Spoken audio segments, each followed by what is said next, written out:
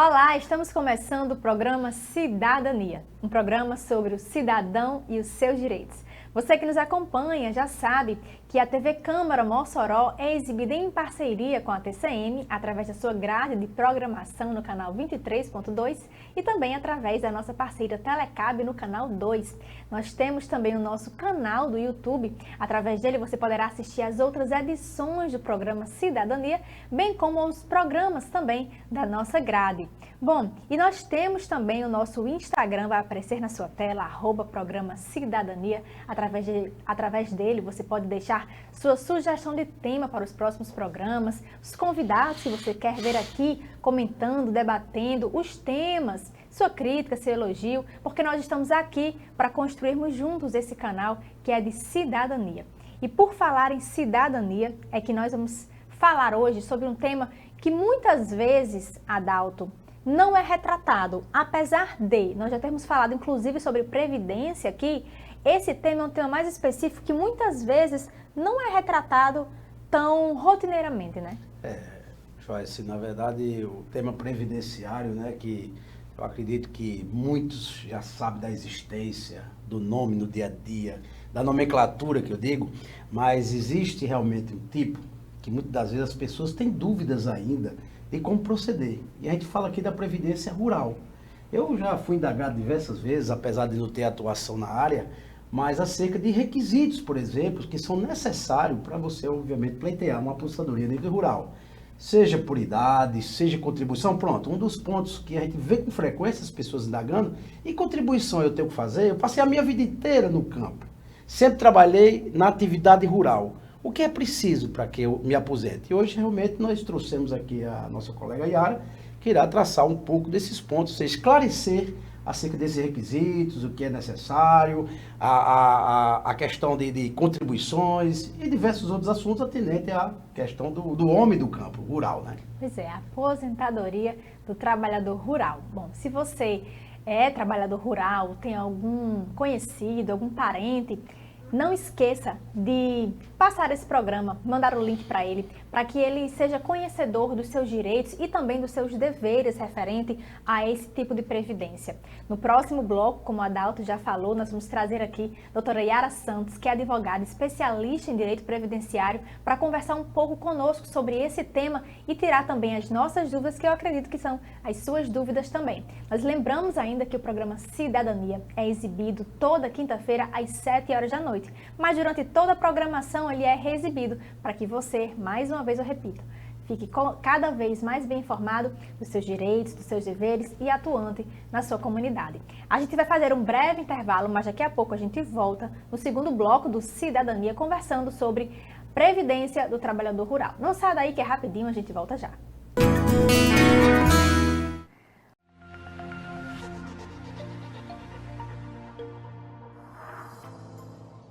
O Programa de Gestão Estratégica e Transformação do Estado, Transforma-Gov, tem por objetivo simplificar e modernizar a gestão estratégica da administração pública federal. Com uma gestão mais simples, mais moderna e, portanto, mais rápida e eficiente, o governo federal espera economizar recursos e fortalecer a entrega de serviços e políticas públicas à sociedade. Para tanto, a equipe do Transforma-Gov se une à equipe de gestão estratégica dos órgãos da administração pública federal. Juntas, essas equipes realizam um diagnóstico do órgão e identificam suas necessidades de simplificação e modernização administrativa. Esse diagnóstico abrange 5 áreas: governança e gestão estratégica, serviços aos cidadãos, processos, arranjos institucionais e estruturas organizacionais e gestão de pessoas. A partir desse diagnóstico, o órgão e o Ministério da Economia pactuam um plano de gestão estratégica e transformação institucional. Por meio desse plano, o Ministério da Economia apoia a implementação de medidas de eficiência administrativa, bem como de soluções digitais, capazes de tornar a gestão do órgão mais simples, moderna, econômica e eficiente.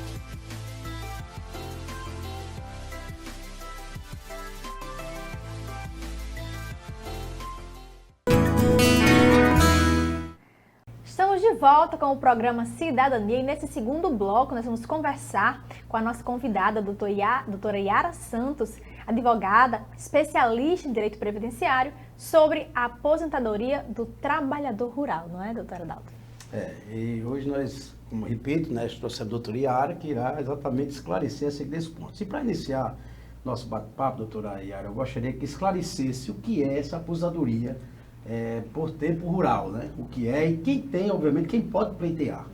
Olá, Dalto. Oi, Joyce. É um prazer imenso estar aqui para esclarecer a dúvida de vocês e também do nosso ouvinte, do nosso telespectador. A aposentadoria rural, ela é um benefício previdenciário, como a aposentadoria por idade, e o público-alvo desse benefício previdenciário é o trabalhador rural.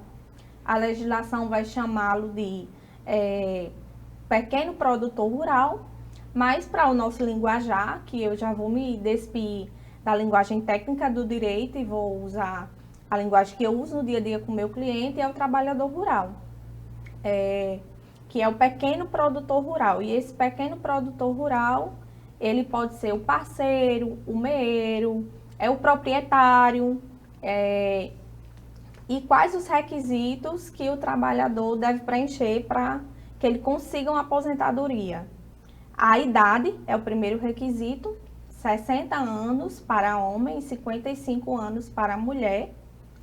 E 180 contribuições. Só que o trabalhador rural, ele não contribui como as demais classes de trabalhadores. Essas 180 contribuições, na verdade, são documentos que ele vai juntar ao longo de 15 anos. Documentos que comprovem que realmente ele é um trabalhador rural. Então, o valor é um salário mínimo mensal e ao longo dos 15 anos dessa jornada dele de vida laboral, ele vai juntar documentos que realmente comprovem que o que ele está afirmando, que de fato ele é um trabalhador.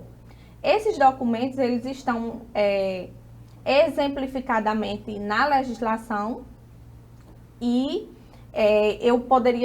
são inúmeros, mas eu vou destacar alguns, como por exemplo, o INCRA, que é algo que muito, digamos assim, uma linguagem popular muito fácil de entender, o INCRA, que é o documento da terra.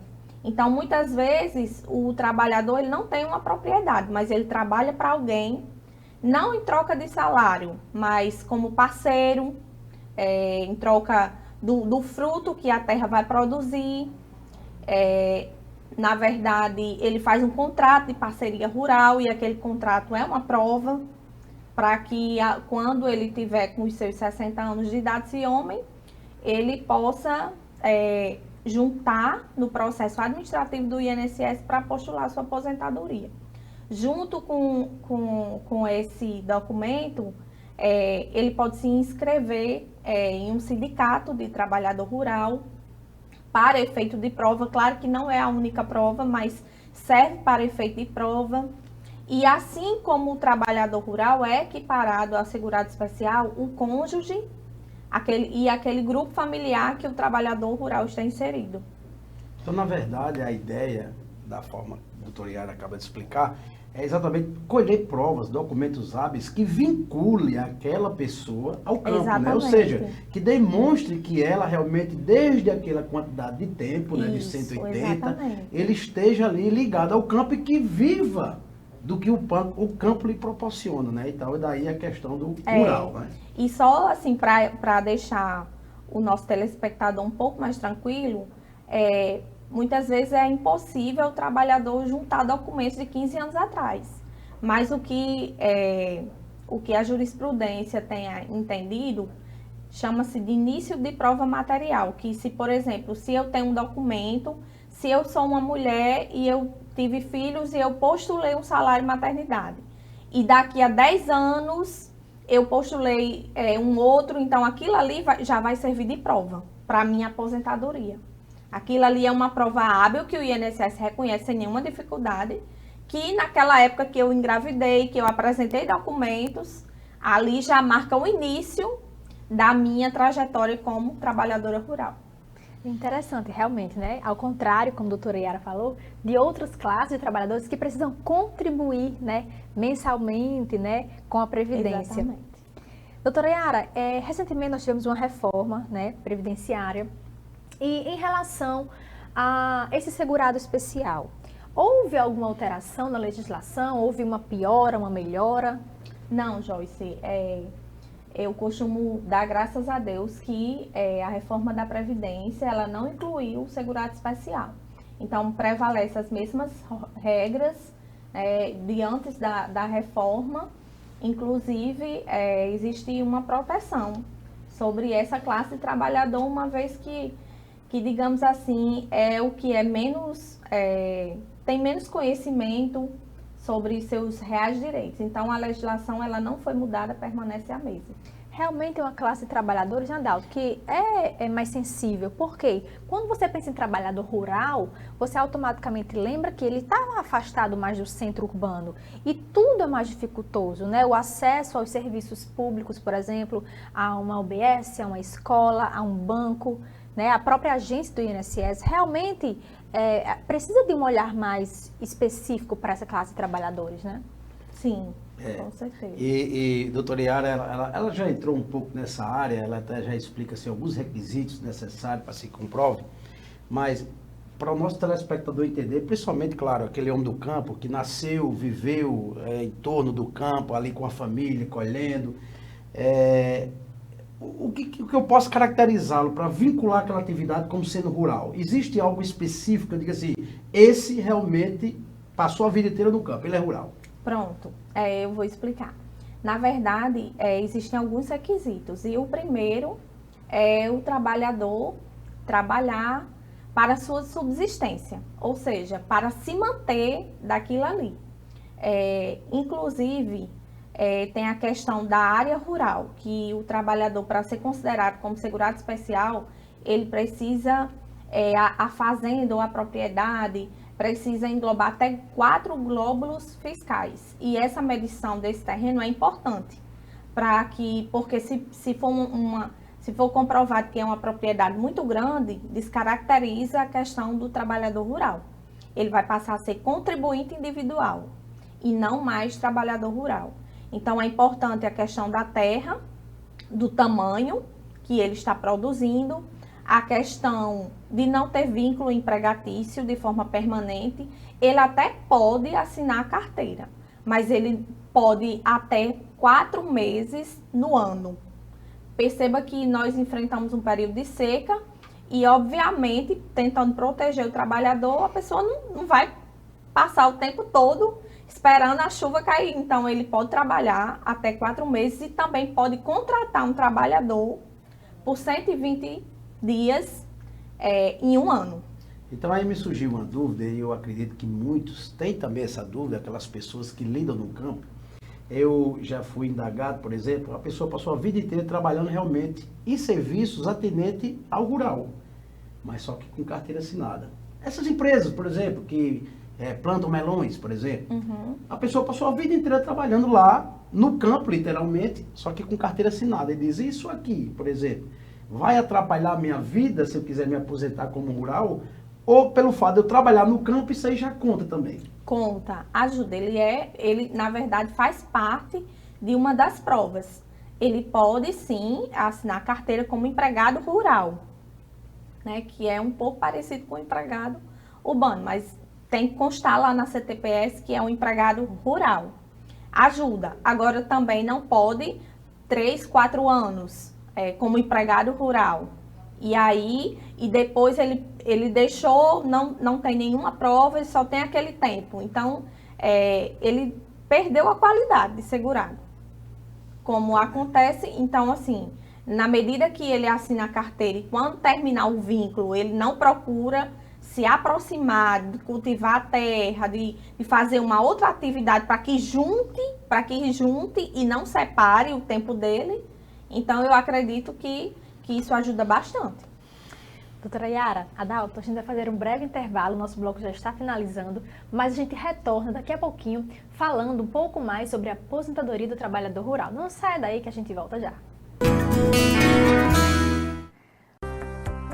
Oi, eu sou a Amor, a Associação de Pais e Amigos dos Autistas e TDAH de Mossoró e região.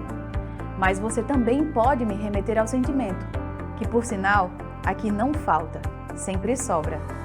E por sonhar com um mundo melhor, com uma sociedade mais informada, inclusiva e tolerante, há 5 anos eu nasci.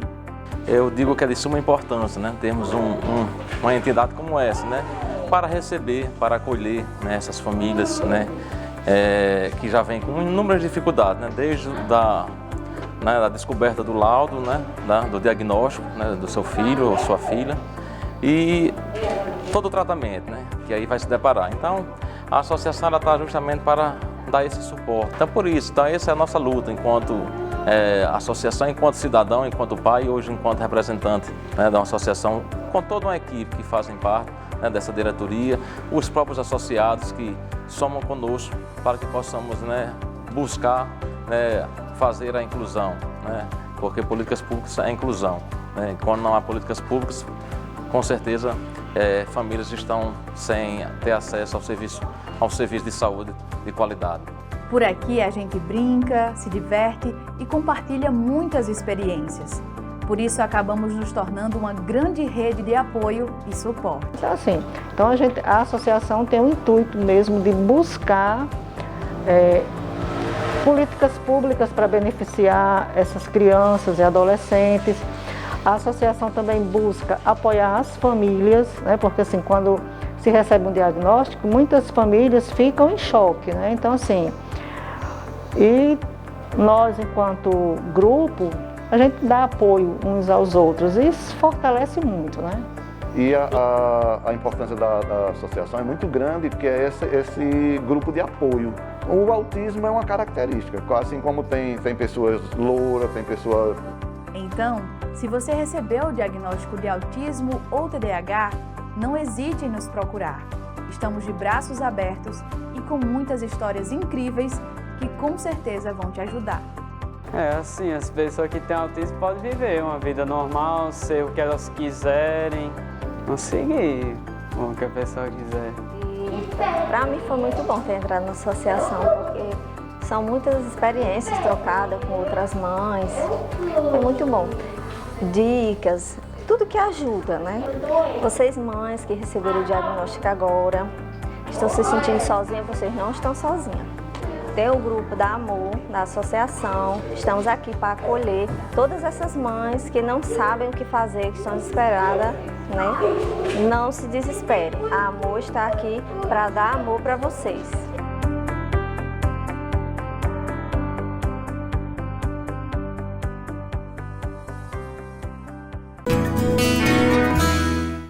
Estamos de volta com Cidadania, hoje conversando com a doutora Yara Santos, advogada especialista em direito previdenciário, sobre a previdência, né, a aposentadoria do trabalhador rural. E a doutora Yara falava no bloco anterior acerca de alguns requisitos, né? Por exemplo, você trabalhar para sua subsistência e dessas suas falas, você falou em descaracterizar essa natureza de trabalhador rural. E aí eu pergunto, doutora Yara, o trabalho urbano, supondo que alguém cultivou sua terra, trabalhou na sua terra, e inclusive você citou que o trabalhador rural pode, durante 4 meses, ter ali a sua carteira assinada. Exatamente. Que seria o período entre safra, né? Isso. Mas supondo uma outra situação, que o trabalhador rural cultivou sua terra, mas por algum momento ele se empregou em algum trabalho urbano. Ele foi admitido mediante a carteira assinada e permaneceu assim por um tempo. Quando ele volta, né, para esse trabalho rural, ele perdeu essa natureza só pelo fato de durante um tempo ele ter exercido esse trabalho urbano? Na verdade, a gente pode falar em uma suspensão da qualidade de segurado especial, né? Então, assim, existem 2 hipóteses. A hipótese é que ele pode, a aposentadoria híbrida, onde ele pode acumular o tempo rural e o tempo urbano, desde que a última atividade tenha sido urbana, certo? E tem a questão de ele voltar a adquirir a qualidade para recompor. Então, aquele tempo que ele foi, ele não perde. Ele é contado. Então, eu passei 5 anos na agricultura, com meu esposo, laborando, e depois eu fui para a cidade e passei 3 anos de carteira assinada. Aquele tempo ali, ele está resguardado. Se eu novamente quiser voltar para o campo e continuar, quando eu for me aposentar, eu tenho aquele tempo. Necessita apenas cumprir os requisitos. Exatamente, a idade e as provas que precisam ter. Pelo fato de ele ter deixado o campo, ido para a cidade e depois retornado ao campo, é que ele está resguardado. Agora, se ele entender, eu não quero mais voltar para o campo, eu vou me aposentar, aí temos a aposentadoria híbrida, que são 65 anos de idade para homem e para mulher.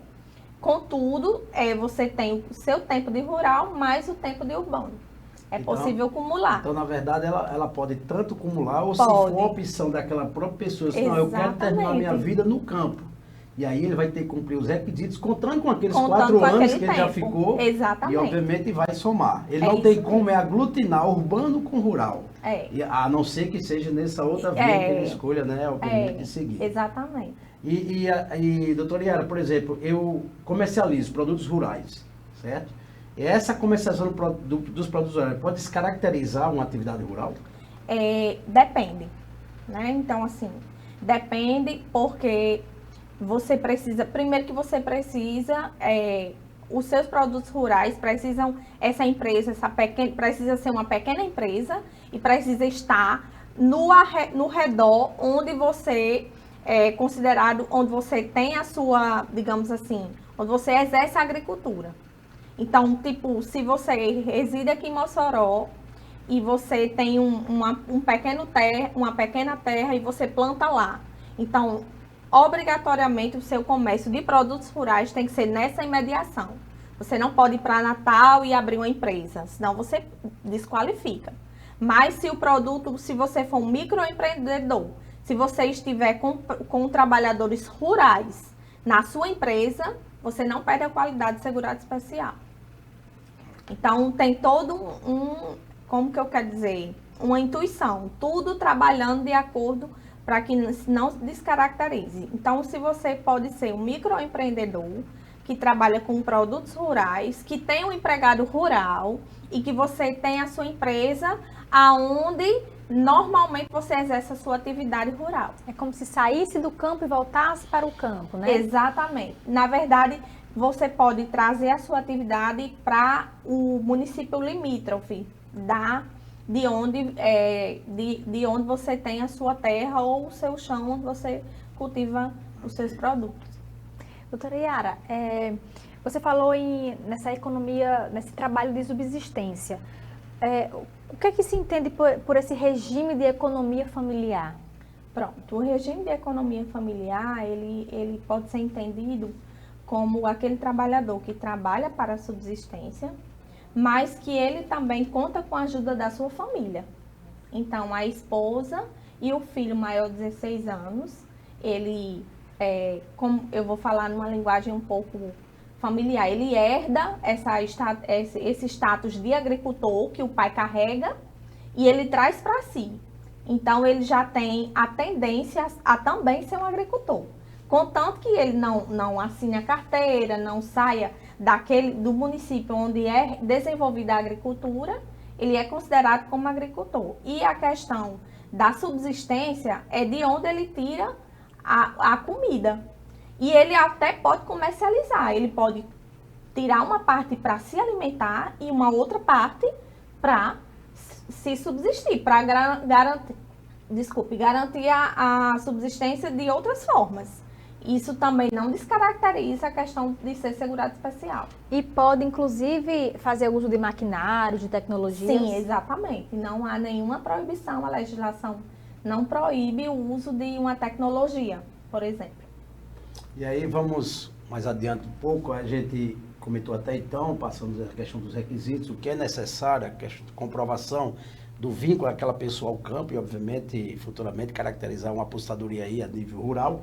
Mas, doutora, vamos supor que eu já tenha adquirido todos esses requisitos, seja urbano, seja rural, mas no caso aqui rural, como proceder para requerer a apostadoria?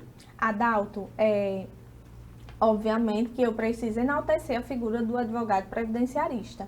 Então, na condição de agricultor, eu procuraria primeiro um especialista na área para eu me certificar de que eu não vou preencher nenhum documento errado, para que o advogado, ao me entrevistar, ele vai tirar de mim as informações que eu não entendo, mas que ele precisa e que muitas vezes eu não sei expressar. Hoje, tudo de forma eletrônica, então é preciso ter o aplicativo do meu INSS instalado, os documentos eles precisam ser escaneados, então o meu cliente, muitas vezes, ele não tem esse acesso.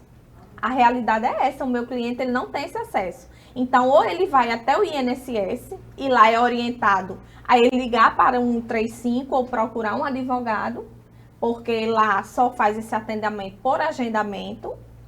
E muitas vezes, o que é que acontece?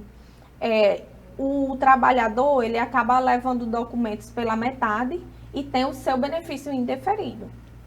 Então, na realidade, o correto é procurar um especialista em direito previdenciário, porque ele vai te orientar, ele vai caçar provas onde você acha que não tem, onde você acha que não existe, e vai fazer ali um percurso para que, mesmo na via administrativa, você tenha o seu benefício concedido. E aí é por isso a importância, né, como a doutora Yara menciona, de você procurar um especialista da área previdenciária. Porque muitas das vezes você até acredita que os requisitos você já preencheu, mas muitas das vezes você sequer tem. Então é nesse momento em si que o profissional vai poder esclarecer o que você tem que cumprir a mais de etapa, o que você tem que ter mais de documento e, sobretudo, formalizar um requerimento fazendo com que o INSS, ou o órgão competente para lhe aposentar, ele tenha em mãos algo suficiente, obviamente, para deferir o seu pedido. Muitas vezes, a doutora bem falou, essas pessoas não têm nem acesso a um aplicativo, ou se tem, não sabe como manusear, não sabe que documentos se juntar, então daí é interessante que se procure um profissional e ele encaminha, dá o seu passo. Eu acompanho muito de pessoas da entrada realmente a nível administrativo, e infelizmente a grande parte indeferida, e aí quando ela procura o advogado para ver a possibilidade de reverter aquela situação. Por isso é interessante desde o início que eu procuro um profissional, né? E isso, de certa forma, Adalto e Joyce, causa um transtorno para o segurado, né? Muitos desistem. Lá no escritório nós já tivemos casos de segurados que foram e que já passaram da idade com 57 anos, com 58 anos e disse: eu não vou mais, eu não vou, porque eu já dei entrada e não deu certo. Muitos têm medo, não que o INSS vai me processar, então assim, é preciso ainda descaracterizar essa questão de que eu não vou mais, é preciso buscar os direitos. Então, se o segurado ele reúne requisitos, ele passou a vida toda, muitos inclusive não sabem ler, então a gente fica fazendo uma entrevista minuciosa, às vezes muitos mudam de cidade e nós vamos até o outro município, até a questão do sindicato, procurar documentos, então é importante.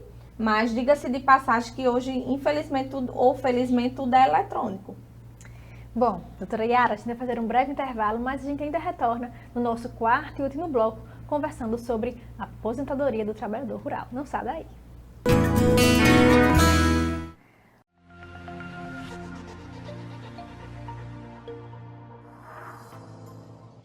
O Programa de Gestão Estratégica e Transformação do Estado, Transforma-Gov, tem por objetivo simplificar e modernizar a gestão estratégica da administração pública federal. Com uma gestão mais simples, mais moderna e, portanto, mais rápida e eficiente, o governo federal espera economizar recursos e fortalecer a entrega de serviços e políticas públicas à sociedade. Para tanto, a equipe do Transforma-Gov se une à equipe de gestão estratégica dos órgãos da administração pública federal. Juntas, essas equipes realizam um diagnóstico do órgão e identificam suas necessidades de simplificação e modernização administrativa. Esse diagnóstico abrange 5 áreas: governança e gestão estratégica, serviços aos cidadãos, processos, arranjos institucionais e estruturas organizacionais e gestão de pessoas. A partir desse diagnóstico, o órgão e o Ministério da Economia pactuam um plano de gestão estratégica e transformação institucional. Por meio desse plano, o Ministério da Economia apoia a implementação de medidas de eficiência administrativa, bem como de soluções digitais, capazes de tornar a gestão do órgão mais simples, moderna, econômica e eficiente.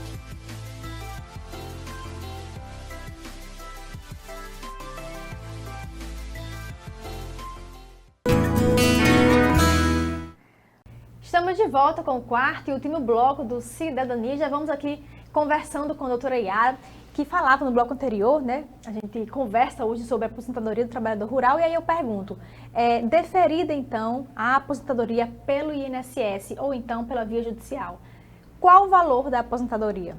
A aposentadoria por idade do trabalhador rural, ela é equivalente a um salário mínimo, vigente nacional. Então hoje o salário mínimo é R$ 1.415, é o valor da aposentadoria do trabalhador rural. Doutora Yara, e a gente falar também na questão do pescador, né? Porque tem muito, e principalmente a nossa região, né, que é circundada de praias, e a gente vê muito essa questão, não, mas esse período que tem um nomezinho, né, nível... Sim, sim. Bom, mas em resumo, o que seria essa pesca artesanal aí? Como é que funciona? Se eles têm um benefício, uma aposentadoria, como é que funciona? O que caracteriza a pesca artesanal? Hoje é considerado até 20 AB, ou seja, até 20 arqueação bruta, que é justamente aquele tamanho da embarcação e esse quem faz geralmente é o IBAMA, né, que ele é que delimita quantos metros tem a embarcação e que ele se encaixa na questão de ser de pequeno porte. Certo? O seguro defeso, que é como se fosse um seguro-desemprego. Na verdade, o nome técnico é um seguro-desemprego do pescador artesanal, que se chama seguro-defeso. Esse seguro-defeso, ele é destinado para essas pessoas que realizam a pesca, mas não para aquelas pessoas que realizam a pesca para sobreviver.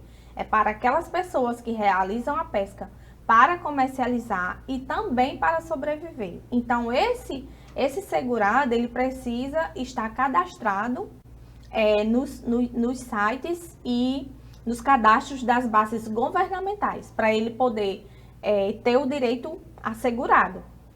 Então, perceba que o seguro defeso não é para aquele pescador que vai pescar e sobrevive daquilo ali, não. É para aquele pescador que, além de sobreviver, ele ainda comercializa um pouco.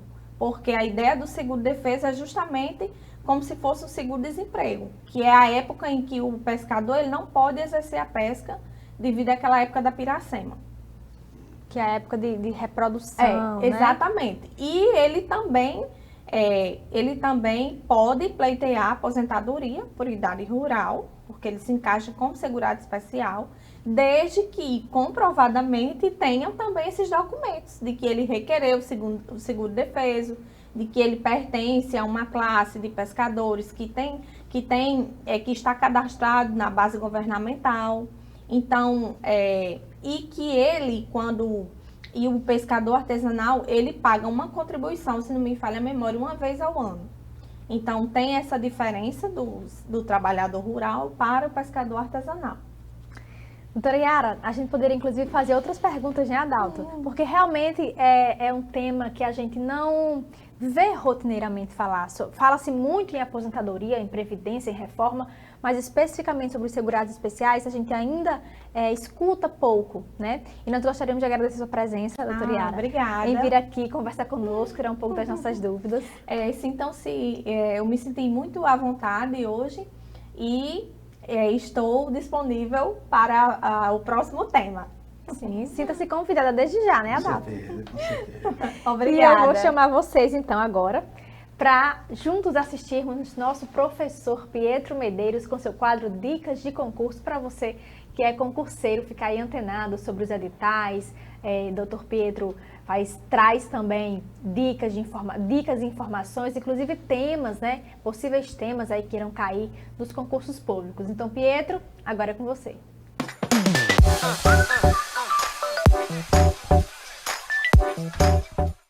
Olá, você que nos assiste, seja bem-vindo ao nosso quadro O Povo Quer Saber, aqui na TV Câmara Mossoró, no programa Cidadania, trazendo temas relevantes, temas de grande impacto na sociedade, de uma forma simples e objetiva para que você fique muito bem informado.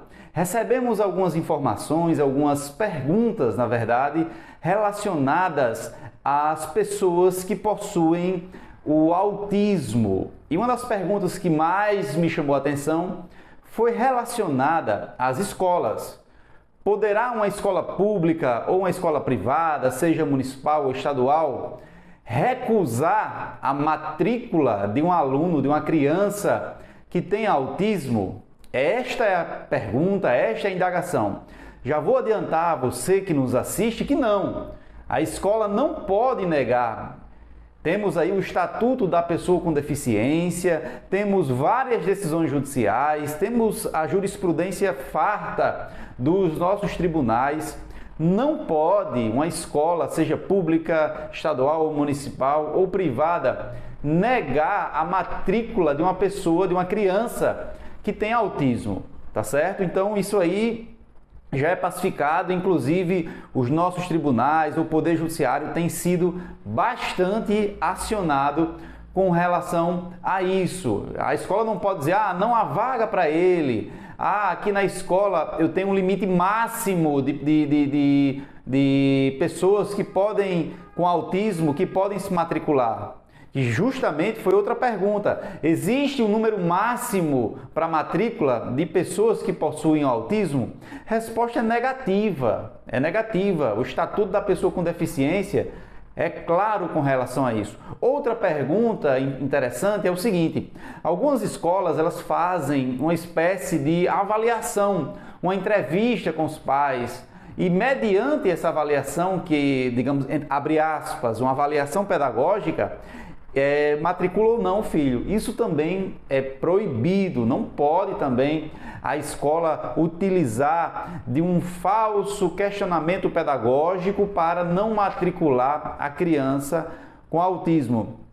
Isso, a negativa, pode ocasionar para o gestor ou para o dono da escola uma multa de até 20 salários mínimos ou também, dependendo da situação, incorrer em crime, previsto uma pena de 2 a 5 anos de reclusão.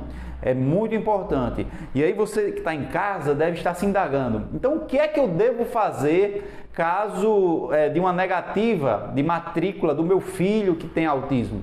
Você, se for uma escola municipal, você deve procurar a Secretaria Municipal de Educação e fazer uma denúncia, um registro dessa situação lá. Se for uma escola estadual, da mesma forma, faz esse registro. Se for uma escola privada, procura o PROCON. Mediante esse registro, caso haja uma negativa, você faz por escrito. Procure angariar uma forma de documentar esta informação. Com essa documentação da negativa, com esse papel, esse documento, encaminhe direto ao Ministério Público. Encaminhe ao Ministério Público para que sejam tomadas as devidas providências. Inclusive, essa negativa ela é passível também de danos morais, por ir de encontro diretamente ao direito da personalidade, ao direito do acesso à educação previsto na nossa Constituição Federal. Então, este foi o quadro O Povo Quer Saber, aqui na TV Câmara, no programa Cidadania. Espero ter ajudado, espero ter contribuído da melhor forma possível. Um grande abraço, fiquem com Deus e até a próxima.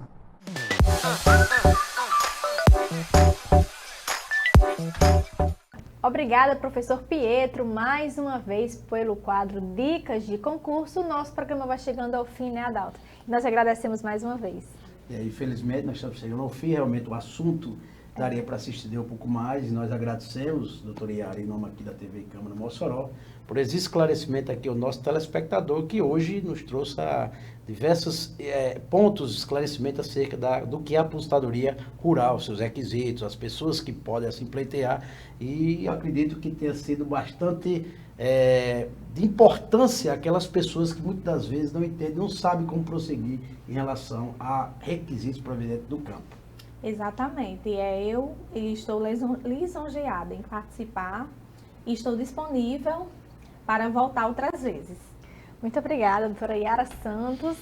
Obrigada a você que nos acompanhou em mais um programa Cidadania. Nosso programa vai chegando ao fim, mas nós lembramos a você que próxima quinta-feira temos mais um programa inédito aqui na tela da TV Câmara e convidamos você a continuar aqui na nossa grade de programação. Até mais!